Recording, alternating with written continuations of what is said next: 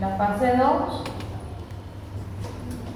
la síntesis de los precursores peptídicos o de la cadena peptídica.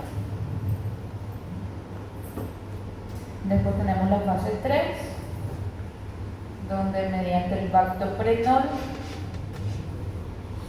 hago el ensamble y translocación de esto hacia la membrana externa, ¿verdad? Luego tengo la fase de la transglicosilación, en donde se hacen enlaces o puntos débiles entre los peptidoglicanos. Y luego tenemos la fase de la transpeptidación, en donde va a haber esa unión o enlaces más fuertes entre los peptidoglicanos por la acción de la transpeptidasa, la acción de blindaje, ¿verdad? Sellado de esa manera. En la fase 1 tenemos antibióticos que actúan allí. Tenemos antibióticos que actúan, fosfomicinas. Tenemos un antibiótico que actúa inhibiendo los precursores lambda. Fosfomicina. La fase 2, cicloserina. La fase 3, vacitracina. En la fase de la transglicosilación no vamos a tener ningún fármaco. Y en la fase de la transpeptidación, beta-lactatos.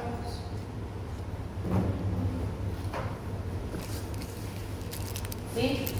No se olviden de estos fármacos de estudiar, que son inhibidores de la síntesis de la pareja, ¿verdad? Bueno, entonces vamos a mirar un poquito ahora la vancomicina. La vancomicina entra dentro de los fármacos que inhiben la síntesis de la pared, pero él no va a actuar en ninguna de estas fases, ¿verdad?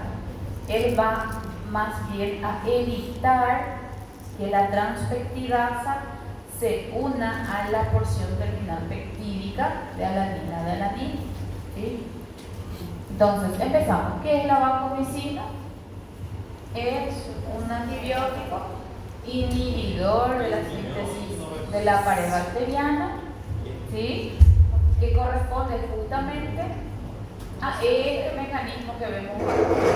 Es como decir así de forma más vulgar, pero menos médico, que forma un casquito, un chapeucinho encima del aminoácido para que la transpeptidasa no pueda unirse a él. Recuerden que la transpeptidasa se va a unir a la porción terminal del aminoácido de alanina de un peptidoglicano al de alanina del otro peptidoglicano, ¿sí? Entonces, la vancomicina lo que va a hacer es bloquear esta unión. ¿Cómo? Formando complejos, uniéndose el al aminoácido de alanina y hace un bloqueo, forma un chapeucinho sobre esos aminoácidos. Entonces la transpeptidasa no puede unirse a. ¿Se entiende, verdad? ¿Sí? Es como, por eso le llamamos que actúa como un casquito protector, ¿sí? Sobre el aminoácido para que la transpeptidasa no se una a. ¿Sí? Bien. ¿Tenemos mecanismos de resistencia contra vancomicina? Sí, tenemos mecanismos de resistencia. ¿Cuál es el principal mecanismo de resistencia? La bacteria dice: voy a cambiar mi aminoácido, la parte terminal, y el antibiótico no va a reconocerlo. ¿Y qué hace? Cambia un aminoácido de alanina por de lactato, ¿sí? Entonces ahí tenemos otra vez cepas de bacterias que son resistentes a estos antibióticos, ¿sí? Bueno, entonces de forma indirecta, vamos a llamarlo así, va a inhibir la transpeptidasa. La transpeptidasa no está inhibida de forma directa, como lo hace la penicilina. ella va a buscar unirse al aminoácido, pero ya que no lo encuentra porque hay un casco que está recubriéndolos, entonces no ocurre la fase de la transpeptidación, ¿sí?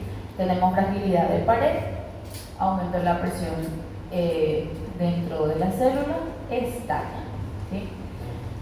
Bueno, entonces acá tenemos inhibe porque forma complejos en las cadenas peptídicas que contienen alanina de alanina, evita que la acción de la enzima, que es la transpeptidasa, ocurra, ¿sí? Eso es lo que hace la vancomicina. Aparte de eso, tiene también otros efectos en alterar la permeabilidad de la membrana, inhibir la síntesis de metabolitos, por eso es que es mucho más potente, la síntesis del ácido ribonucleico. Acá está la resistencia, que cambia un aminoácido de alanina por de lactato, y entonces tenemos bacterias bastante resistentes. Su efecto es muy amplio para gram positivos, ¿sí? Algunos negativos, como por ejemplo estreptohemolíticos, dicen relativamente resistentes a la vancomicina. Son sensibles a estreptococo, puede abarcar Clostridium, que son anaerobios, ¿sí? En fin, y en síntesis, cubrimos un poquito más con ella gram positivo que gram negativo. Es más gram positivo, ¿sí?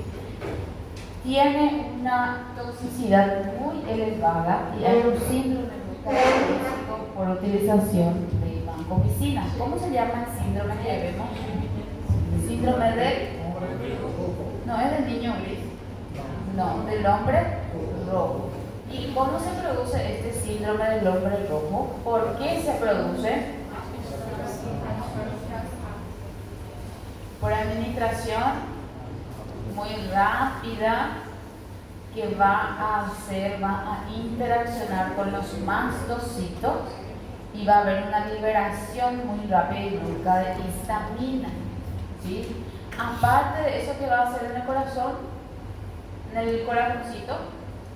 Aumenta frecuencia. Puede haber una hipotensión, puede haber una bradicardia y esto puede llevar incluso al hígado, ¿sí? Y ahí arriba aparece un poquito más síntomas, ¿verdad? El síndrome del hombre rojo, que también incluye hormigueos, entumecimientos y de la zona en la cual va a estar siendo aplicado. Pero lo característico es esta coloración roja que se ve en la cara, en el cuello, en el tórax del paciente post administración de vancomicina. ¿Cómo puedo evitar esto yo? ¿Cómo puedo evitar el síndrome del hombre rojo? Administrando la medicación de forma libre. Este es en realidad un estado de hipersensibilidad, más que nada. Por la interacción frente a mastocitos empiezan a liberar histamina de forma brusca, ¿sí? No se olviden del síndrome del hombre rojo. Bien, y ahí tenemos sus indicaciones, principalmente para los estafilococos que son resistentes a otros fármacos, y se suele utilizar mucho asociado a un gram negativo porque él cubre más gram positivo, ¿sí? Y se suele asociar a un aminoglucosio para cubrir gram negativo, ¿sí?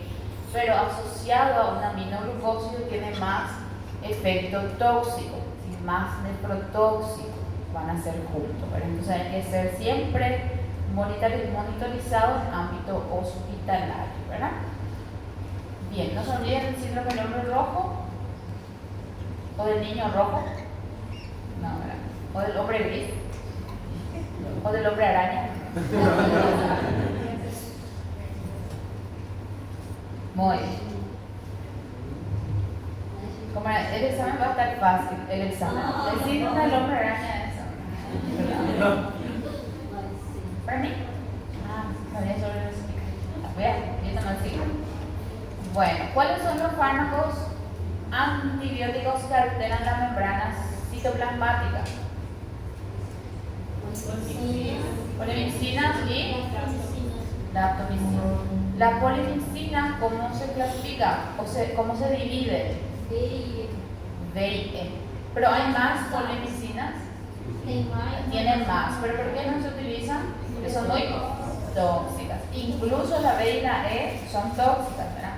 Y se utilizan de forma tópica, generalmente localizada. La E se puede utilizar de forma sistémica y se está viendo para poder utilizar por la resistencia que se va generando a los antibióticos, ¿verdad?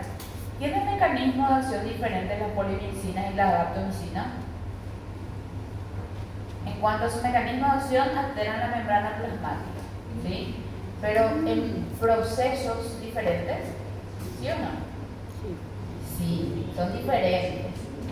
La polimixina, que se divide justamente en polimixina B y polimixina E, yo cambié ahí, pero no guardé. Colistina es polimixina E. Colistina es polimixina E. Todos juntos. Colistina es polimixina E. Voy a apuntar en el examen. Polimixina B o colistina. Voy a volver. La polimixina B, también llamada colistina, es un inhibidor o un antibiótico que altera la membrana plasmática. Falso. Colistina o polimixina E. No se olviden, anoten significa eso, anoten. Bueno, las polimixinas tienen una limitada acción sobre solo gram negativo, ¿sí? Son utilizadas para aplicación tópica. Hoy en día se está estudiando a la polimixina, en realidad ya se usaba la polimixina en forma sistémica, pero se dejó de usarlo por su alta toxicidad. Y se está viendo y tratando de introducir de nuevo ahora por justamente la resistencia. Las polimixinas son detergentes catiónicos. Las polimixinas son detergentes catiónicos. Van a interactuar sobre la membrana a nivel de los fosfolípidos, van a desintegrarlos y van a formar poros, poritos sobre esa membrana. Cuanto más alta sea la dosis, más poros y más bactericidas ellas van a ser, ¿sí? Entonces por eso les llamamos que son detergentes. Ahí les pregunto para el examen, ¿son antibióticos o fármacos que alteran la membrana citoplasmática actuando como detergente catiónico y juntos? ¿Cuáles son? ¿Cuáles? Polimixina, ¿sí? No va a ser la daptomicina porque su mecanismo de alterar esa membrana es diferente, ¿sí? Aumentando entonces esta permeabilidad de la membrana, formando estos poritos, van a producir la muerte celular, ¿sí? Cuanto mayor sea la dosis, más probable acción bactericida va a tener, ¿sí? Bien, y ahí tenemos un poquitito los microorganismos que va a cubrir, ¿sí? Son susceptibles, por ejemplo, entramos en lo que son los raritos, pseudomonas, que casi no cubrimos, o que podemos cubrir con los otros, pero a veces se generan resistencias, entonces por eso podemos dar Escherichia, Haemophilus, Enterobacter, Klebsiella, generalmente para utilización tópica, infecciones graves, pie diabético, así de infecciones de esa índole, ¿sí? Se administra de forma tópica, puede ser sobre la piel, puede ser sobre los ojos, incluso la polimixina se utiliza mucho sobre los ojos, sobre los oídos, ¿sí? Por vía oral no se absorbe, entonces no lo damos, ¿sí? Bien, acá tenemos un poquito de farmacocinética, secreto a nivel renal, si es que es administrado vía parenteral, y su indicación de infecciones graves que no solucionamos con otros fármacos y generalmente por pseudomonas y las bacterias gram negativas que hemos dicho, ¿sí? Aplicaciones tópicas. Y su reacción adversa clásica es nefrotoxicidad y neurotoxicidad. ¿Sí?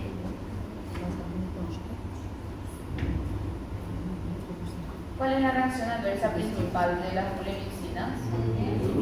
Nefrotoxicidad. Ya empezamos con la vancomicina, con las reacciones adversas. Salimos de telectamo y ya entramos con las reacciones adversas, ¿recuerdan? Por eso es que se limita en sus usos. Bueno, después tenemos la daptomicina. La daptomicina es un antibiótico que altera la membrana plasmática o que inhibe la membrana plasmática de las bacterias, ¿sí? Él es bactericida, gram positivo, aerobio, anaerobio o facultativo, ¿sí? Ya dependiendo ahí del caso. ¿Qué va a hacer? ¿Cuál es su mecanismo de acción? ¿Qué va a hacer la daptomicina? Es un tanto diferente, un poquito más complicadito que la polimixina. Inverte o polo. Va a ejercer, va a interactuar a nivel de la membrana, haciendo la activación de canales, ¿verdad? Primero la de calcio, va a ejercer una despolarización sostenida sobre la membrana. Con la activación de los canales de calcio, hay apertura de canales de potasio, va a empezar a salir potasio de la célula y se van a parar la síntesis de proteínas, de ácido ribonucleico, todo lo que la bacteria necesita para sobrevivir, ¿sí? Entonces según el libro nos dice que son bactericidas dependiendo también de la dosis.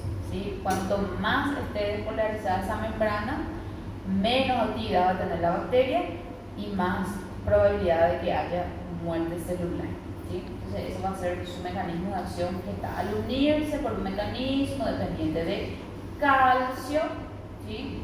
A la membrana plasmática, se va a alterar la función de esa membrana, se van a abrir canales de potasio que van a permitir la salida del potasio. Y ahí se detiene la síntesis de proteína y de ácidos ribonucleicos, que son indispensables para esa bacteria, ¿sí? Y por ese medio se tiene una actividad bactericida dependiente de la concentración, ¿sí?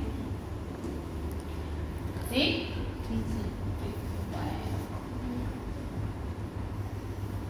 Bueno. A ver. En cuanto a su reacción adversa, vamos a tener también signos de intoxicación. Se suele utilizar más por vía endovenosa en las parenterales. No se utiliza mucho en intramuscular porque hay un cierto número de pacientes que han sufrido toxicidad muscular. Han sufrido rhabdomiólisis, no es mucho, pero se evita, ¿sí? En todo lo que se puede tener esta reacción adversa. Es lo mismo que preguntarle a ustedes, yo puedo administrarle una daptomicina, reacción adversa, nefrotoxicidad, miotoxicidad, puede ser tóxico para el músculo. Tengo dos opciones de administración, endovenosa o intramuscular. Y viene el paciente y hay que darle una daptomicina porque los otros antibióticos no me han funcionado, es la única opción que tengo en ese momento. Le voy a aplicar intramuscular. Intravenoso. Tengo alto riesgo. No es que tenga un alto riesgo, sino que se ha visto que puede generar toxicidad muscular. Entonces yo tengo que evitar nomás, ¿sí? Ir o llamar al abogado, ¿verdad? Entonces tengo que evitar nomás eso y te voy a dar lo endovenoso que no me va a dar una rhabdomiólisis. La rhabdomiólisis es grave, ¿verdad? La toxicidad directa en el músculo impide la inyección intramuscular, ¿sí? Solo debe administrarse por vía intravenosa. Y dentro de sus efectos secundarios tenemos los informes, dice acá, raros de rhabdomiólisis, pero esos informes raros yo no voy a decir, va a venir un paciente, vamos a ver si le da una leucomielitis, ¿verdad? No, yo tengo que evitar el máximo, ¿verdad? Y su eficacia dice que es comparable a la de la vancomicina, porque justamente yo cubro más gram positivos con la vancomicina. ¿Qué cubro con la polimicina? Gram Negativo. ¿Sí? Y con la dactomicina, gram positivos, incluyendo estafilococos aureus resistente a meticilina. ¿Cómo le llamamos a este? SARS, ¿verdad? Estreptococcus beta-hemolíticos, que son los que causan generalmente endocarditis y demás, ¿verdad? Y algo muy interesante, no se da dactomicina en neumonía, bronquio alveolar, porque hay una interacción del antibiótico con un líquido que se produce en el alveolo, que es el surfactante pulmonar. ¿Para qué sirve el surfactante pulmonar en el alveolo? Para evitar el colapso. Es como si fuera un globito que se va inflando y desinflando. Para evitar que colapse, bueno, hay un líquido ahí. Y este antibiótico va a interactuar con el líquido y se va a inactivar. ¿Sí? Entonces, en neumonía bronquioalveolar no se utiliza dactomicina porque va a interaccionar con el surfactante pulmonar. Este es lindo para un temita del examen, ¿verdad?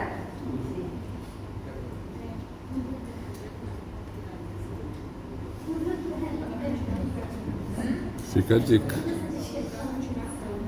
Todo es interesante en el examen, la verdad. Bueno, ¿hasta ahí alguna duda? Os efeitos adversos sempre vai estar ligado a mecanismo de ação que está próximo à célula do ser humano. El efecto adverso va a estar ligado siempre a O mecanismo de ação do remédio agir, por exemplo, na camada péptido, que a célula do ser humano é parecida. Parecido, exactamente. Gracias, Cintia. Me olvidé de agarrar. Bueno. Son muy buenos los repasos para fijar cositas interesantes que nos olvidamos de repente de enfocar, ¿verdad? Bueno, pero esto es un repaso nomás. Tienen que leer todo, la verdad. Ay, este me encanta porque siempre pregunto tetraciclinas. ¿Cómo van a...? Mis favoritos son beta-lactámicos, la verdad, porque no son muchos ahí para preguntar beta-lactámicos. El examen, la mitad, la verdad que es beta-lactámico y el resto son los otros antibióticos. Entonces, vamos moderando. ¿Por qué la mitad es beta-lactámico? Porque es lo que más utilizamos. Es lo que más utilizamos. Sí o sí tienen que saber beta-lactámico, ¿verdad? Bueno, en fin, en síntesis, la hipotenusa. Tetraciclinas. ¿Qué son? ¿Qué tipo de antibióticos son las tetraciclinas? Inhibidores de la síntesis proteica. ¿Dónde actúan las tetraciclinas? Inhibiendo en la unidad. ¿Son bacteriostáticos o bactericidas? ¿Y cómo van a clasificar ustedes a las tetraciclinas? Sí, según su acción, ¿verdad? Y ahí tenemos aquí te domina meta, o mi meta es aquí te domina, ¿verdad? Tigecyclina, tetraciclina, doxi y minoxiclina, están acá, dependiendo de su clasificación según su tiempo de acción, ¿verdad? ¿Qué vamos a cubrir con tetraciclinas? Gram positivo y gram negativos. Pero son gram negativos comunes. No, son raritos. Rickettsia, Brucella, Mycoplasma, Clamidia. ¿Sí? Son de aquellos raritos. Después tenemos un poco de anaerobio, Clostridium, Campylobacter. Os que não tem parede. Anaerobios son bacterias que no necesitan de oxígeno para sobrevivir. Generalmente encontramos a nivel enteral a los anaerobios. Y se subdivide en gram positivo y gram negativo. Muy bien. ¿Qué me pueden decir de la tetraciclina? Las tetraciclinas son unos antibióticos que actúan inhibiendo la síntesis de proteína de la bacteria, inhibiendo o actuando sobre la subunidad 30S del ribosoma. ¿Sí? ¿Verdadero o falso? Ahí le voy a preguntar en el examen. La tigecyclina. ¿Qué es la tigecyclina? La tigecyclina,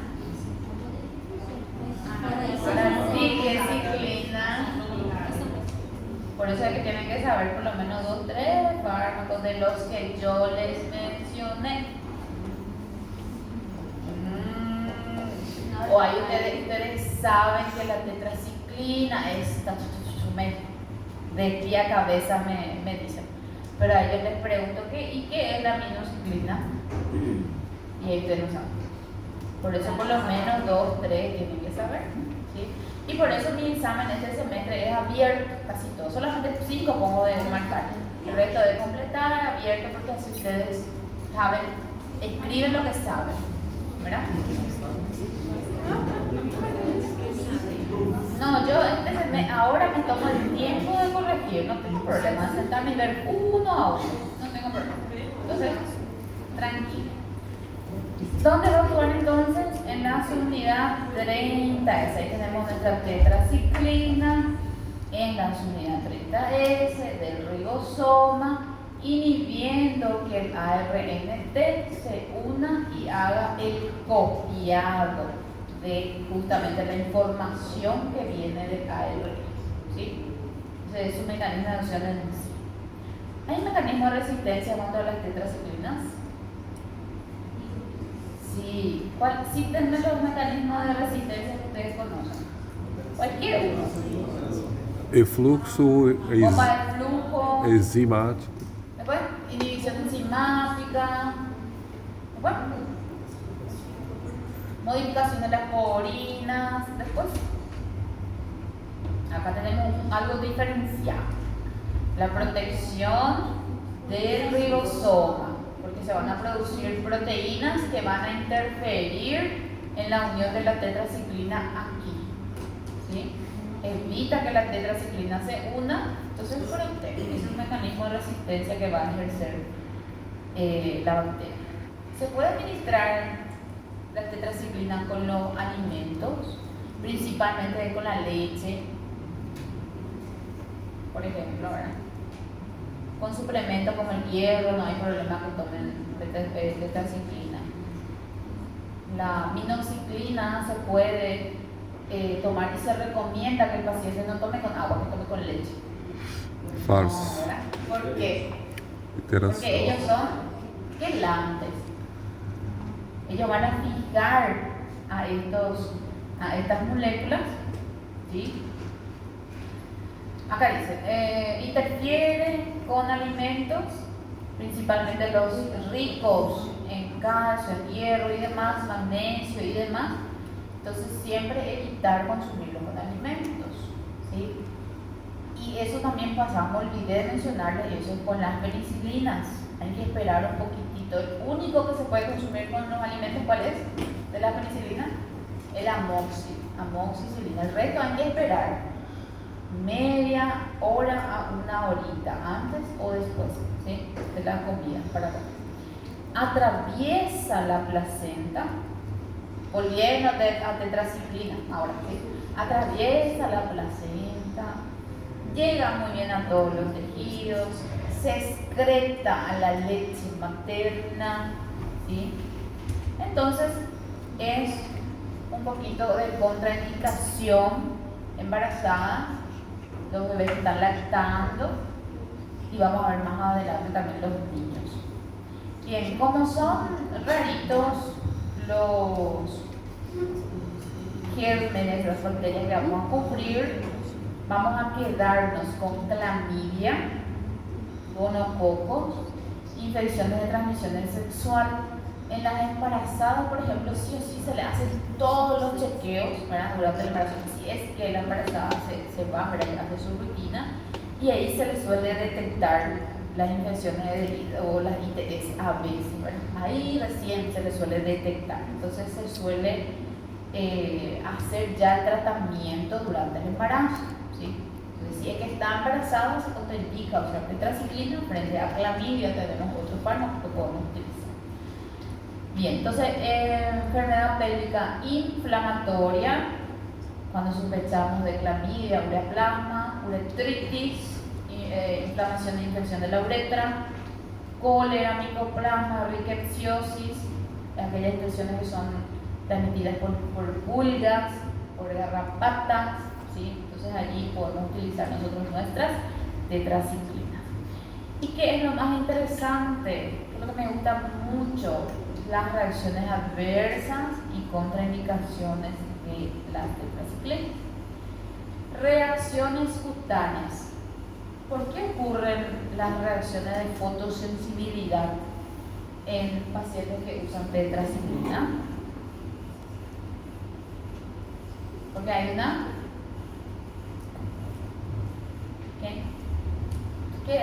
cuando hablamos de reacción cutánea, fototoxicidad. Fotossensibilidad. Hay una fotosensibilidad a los rayos.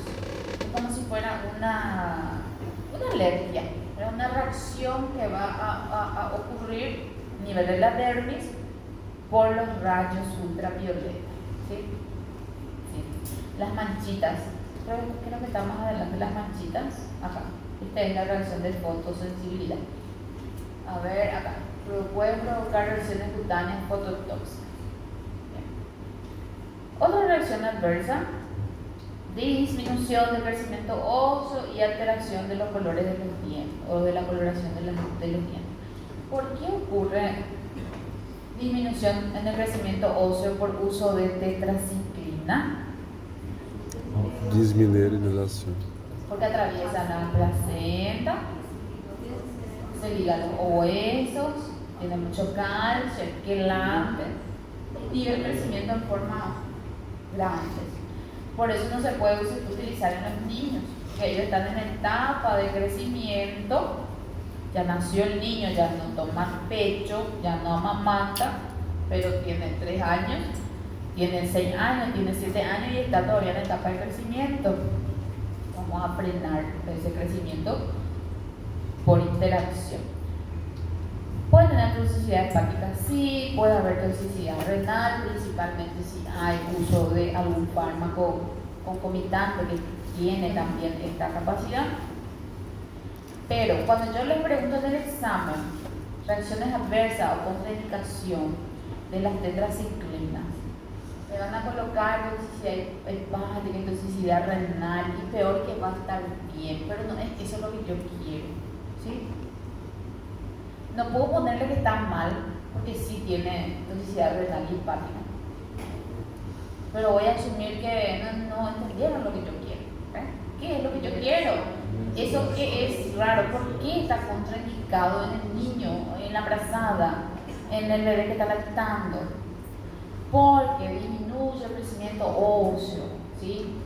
¿Por qué se va a disminuir el crecimiento óseo? Porque se va a fijar ahí al huesito, va a impedir que crezca, ¿sí? Se evitan por eso en embarazadas, insuficiencia renal. La única que se puede utilizar en insuficiencia renal avanzada va a ser la doxiciclina, entre todas, el resto no.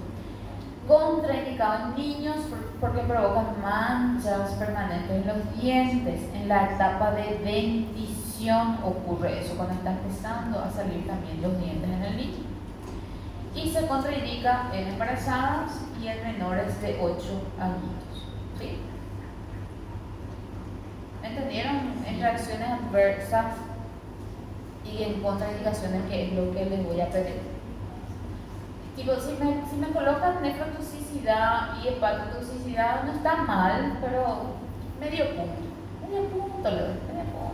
Ahora, me ponen crecimiento, disminución del crecimiento óseo, fototoxicidad, ¿verdad? 2 puntos. Y si ahí, sí, pero se me coloca nefrotoxicidad, hepatotoxicidad y disminución del crecimiento óseo. Un punto. 3, dice ya, 3. No, pero así, no está mal, pero bueno, es lo que se pudo, ¿verdad? Sí, se pudo.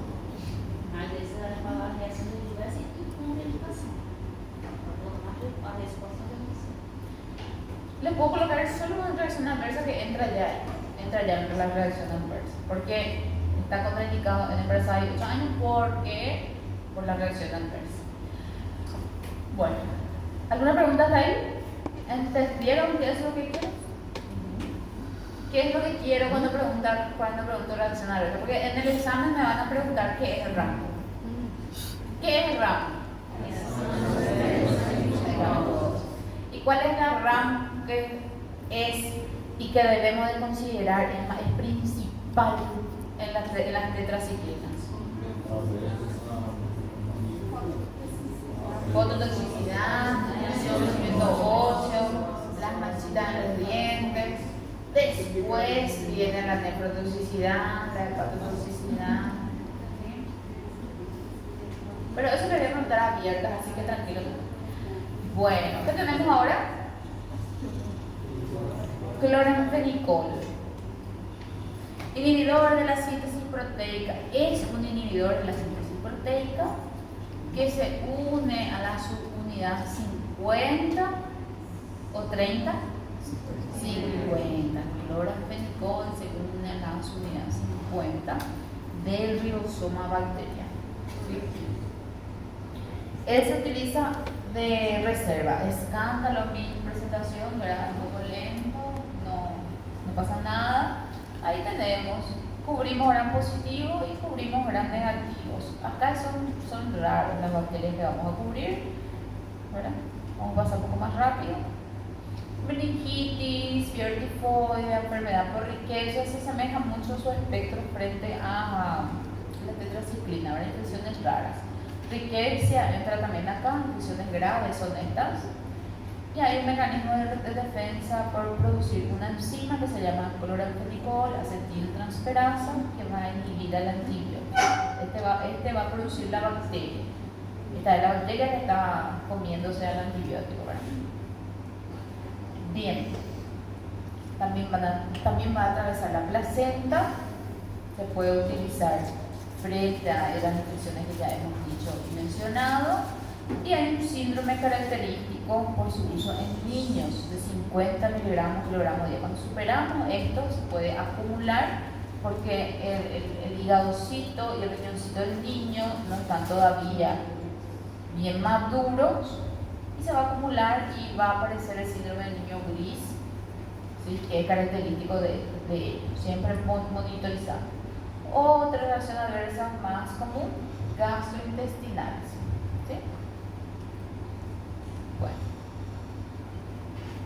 Contraindicación entonces de nuevo mujer embarazada y en los lactantes, ¿verdad? Paciente con insuficiencia hepática también se contraindica. Y eso nomás. Síndrome del hombre rojo es el que antibiótico. ¿Banco? Medicina. Deficiencia o disminución del crecimiento óseo. Tetraciclinas. Síndrome del niño gris. Cloranfenicol. Muy bien, recuerden esos síndromes. Recuerden. Bueno. ¿Qué ahora vemos? ¿Qué quieren ver ahora?